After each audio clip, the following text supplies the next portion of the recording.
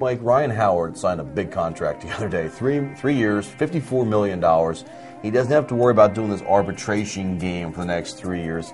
Is it a good deal or not? What are your thoughts on Ryan Howard being signed? When I first heard it and heard the bare bones of it, just three years, $54 million, I didn't think it was that great a thing. But there's some flexibility in there. It makes Ryan Howard tradable.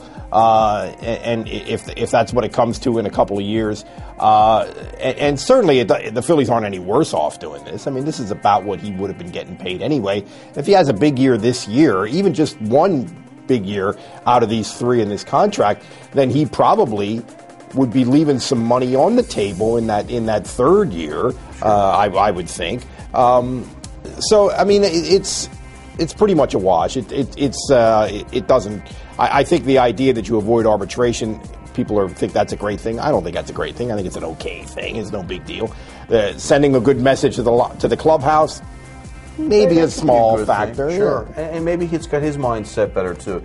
Last 2 years, he'd go into spring training sort of almost wondering about the arbitration case. Now this one was supposed to come up sooner, but in years past, he'd be preparing for play games, and his case wasn't settled. He wasn't sure he was going to make.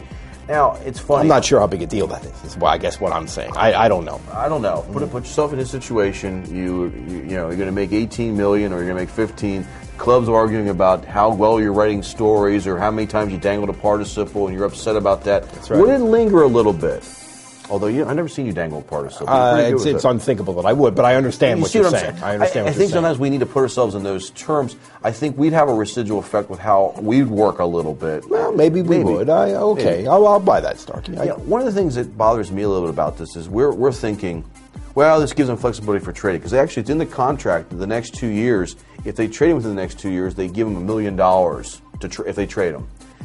We're talking about trading a guy who hit 48 home runs last year, had 140 RBIs, had a ton of. He hits home runs, gets RBIs, and he's a good guy.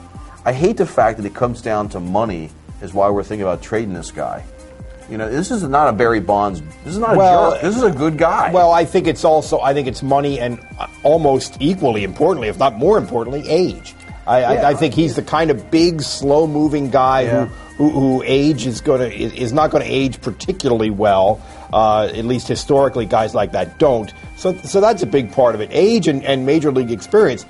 Again, we've talked about this before. This new collective bargaining agreement that they have in baseball, it changes. A guy's major league service and his age are so big of a factor, almost a more valuable currency than cash. You know what? In 2 years, they decided to trade him with that third year. He could bring back a lot of good prospects, too. Absolutely. He could be a Absolutely. That's a good point.